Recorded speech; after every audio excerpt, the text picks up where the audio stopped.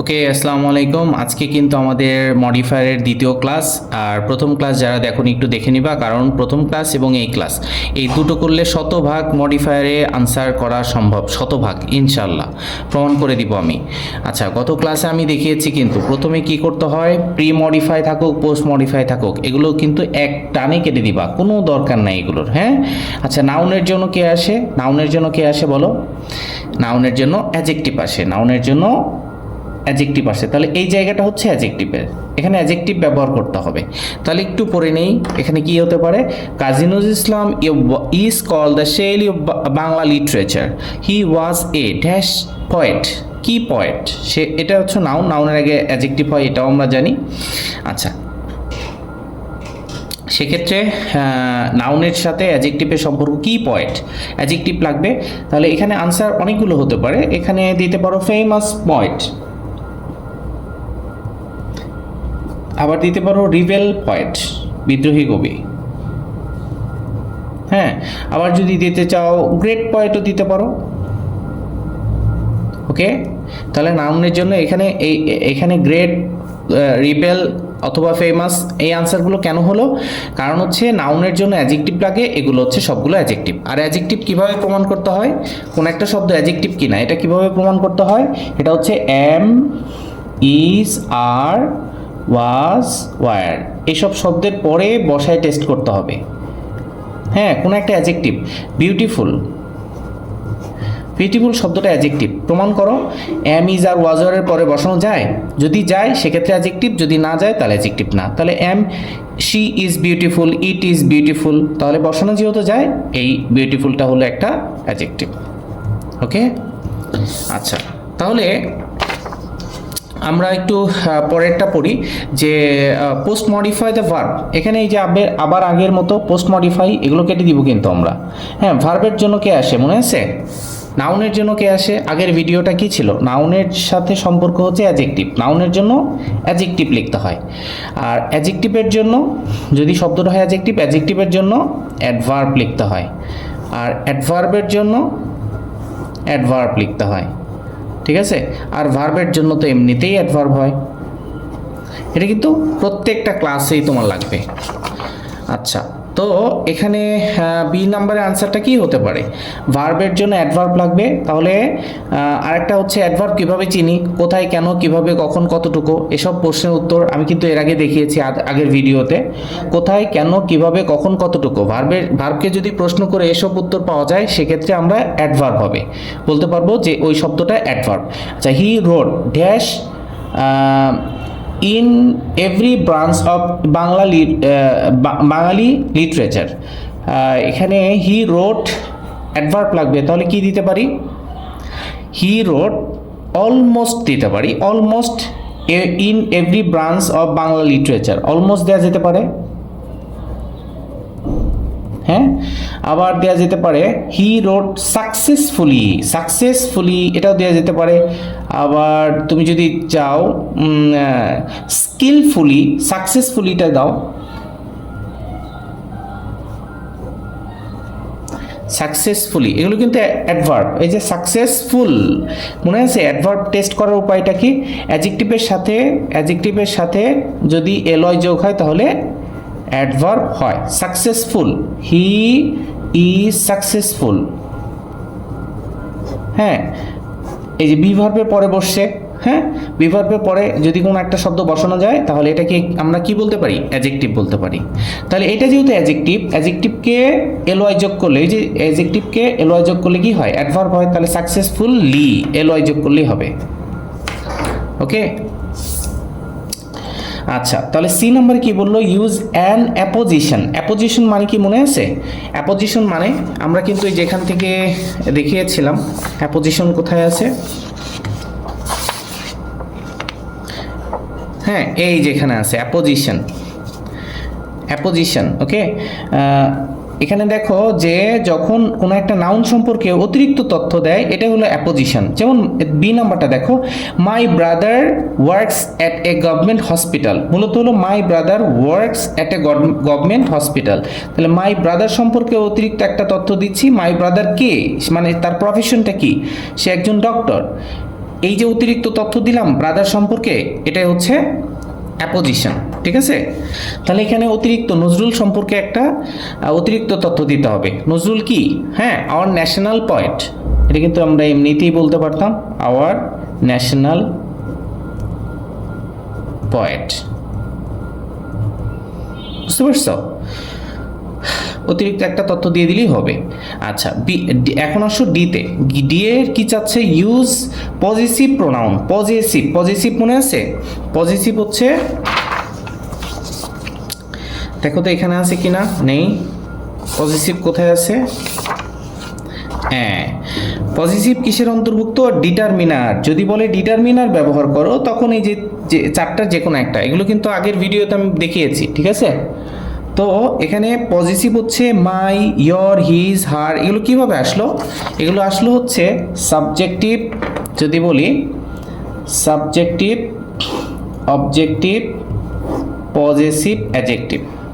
Okay, I, we, you, he. Okay, আচ্ছা, I এর objective কি? আই, মি, মাই।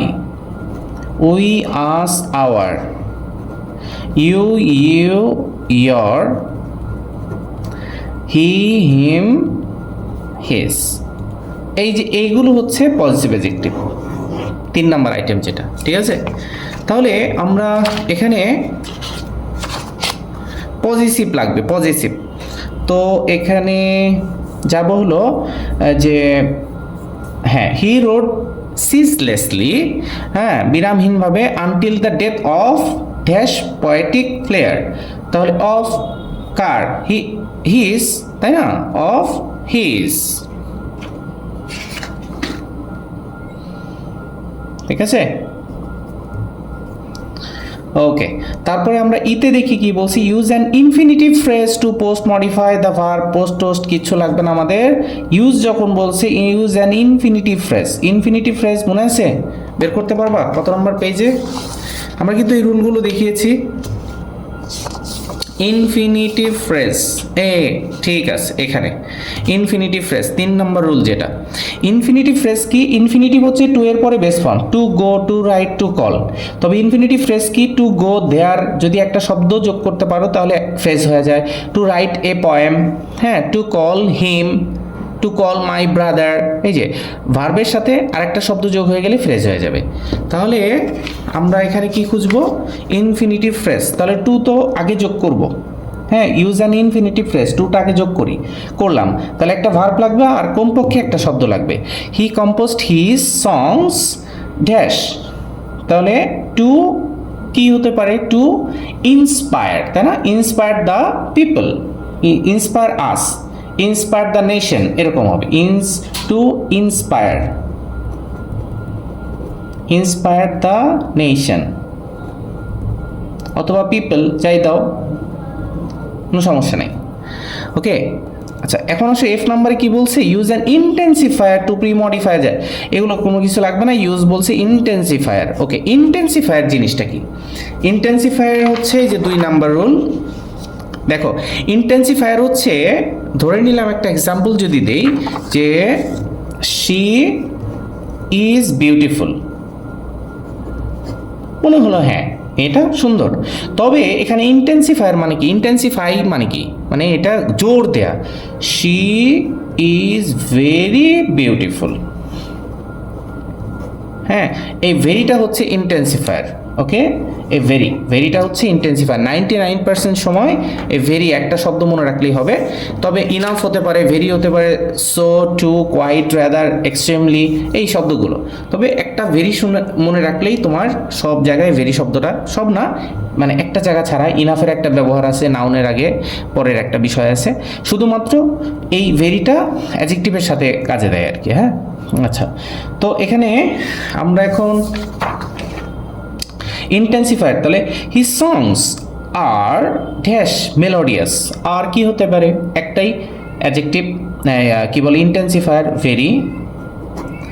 ওকে, তারপর জিতে দেখবো, use an adverb to premodify the verb. Use an adverb, তাহলে এখানে অ্যাডভার্ব লাগবে। কোথায়, কেন, কিভাবে, কখন, কতটুকু, অথবা অ্যাডজেক্টিভের পরে এলওয়াই।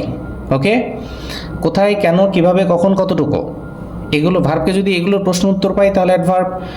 আর যদি অ্যাডজেক্টিভের পরে এলওয়াই যোগ করো এটা অ্যাডভার্ব। দেখি কোনটা হয়। He enrich the Bangla literature dash, কি হতে পারে একটু ভাবো তো। Enrich the Bangla literature highly, highly, greatly, এগুলো দিতে পারো। সিগনিফিক্যান্টলি, কি হতে পারে? হাইলি, HIGH, এটা কিন্তু অ্যাডজেক্টিভ ছিল, এলওয়াই, হাইলি। তারপরে গ্রেট থেকে গ্রেটলি, গ্রেট থেকে গ্রেটলি, ওকে। অথবা সিগনিফিক্যান্টলি, এটাও দিতে পারো, সিগনিফিক্যান্টলি। অথবা আরেকটু স্মার্ট একটা ওয়ার্ড যদি দিতে চাও, ইনরমাসলি, ইনরমাস, দরকার নাই, এই তিনটা মনে রাখলেই হবে, ওকে। আচ্ছা, এইচে যাও, use an noun adjective. What does noun adjective mean? Noun adjective মনে আছে? পাশাপাশি দুটো নাউন, ওকে। হ্যাঁ, আমি সরাসরি এখান থেকে একটু দেখাই। নাউন অ্যাডজেক্টিভ, হি স এ স্কুল বয়। দেখো, বয় জন্মগতভাবে এই শব্দটা কোন পার্ট অফ স্পিচ? নাউন। স্কুলও জন্মগতভাবে নাউন।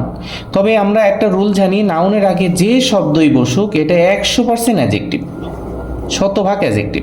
তাহলে নাউনের আগে আরেকটা নাউন, তাহলে এটা তো আর নাউন হতে পারে না, এটাকে নাউন অ্যাডজেক্টিভ বলা হয়। যেহেতু এই নাউনের আগের শব্দটা এই জায়গারই হচ্ছে অ্যাডজেক্টিভের, তাহলে এটা নাউন অ্যাডজেক্টিভ, স্কুলটা নাউন অ্যাডজেক্টিভ, ওকে। তাহলে এখানে নাউন অ্যাডজেক্টিভ,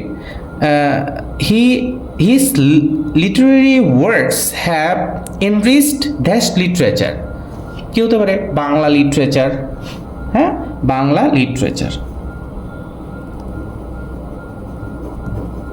ওকে। তারপরে যাবো ইউজ অ্যান আর্টিকেল। এখন তো টেনশন নাই, আর্টিকেল মানে AND।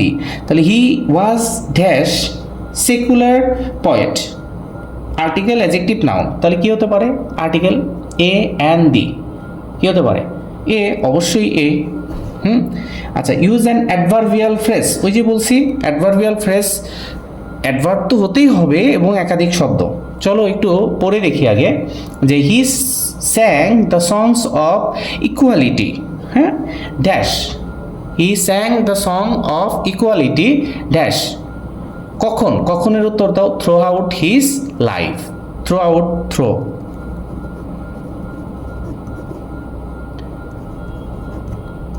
হিজ লাইফ, সারা জীবন, ওকে। অথবা ডিউরিং দিতে পারো, ডিউরিং হিজ লাইফ, এটা দিলেও চলে। অ্যামং সোশ্যাল ক্লাসেস, দরকার নাই, তোমার এটা হলেই হবে, হ্যাঁ, এরকম কিছু একটা। সো আমার মনে হয় যে মডিফায়ার আর কোনো ক্লাস লাগবে না, তোমরা এই দুটো ক্লাস যদি ভালো মতো করো 100% আনসার করতে পারবা, এবং মানে সফলভাবে একদম 10টা প্রশ্ন তোমাদের কিন্তু প্রশ্ন আসবে, এই যে দেখো 10টা এ থেকে যে পর্যন্ত, কিন্তু 0.5, হ্যাঁ, 10-এর সাথে 0.5, তো এই কারণে 5 পেয়ে যাবে ইনশাল্লাহ। তো ভালো থাকো সবাই, আসসালামু আলাইকুম।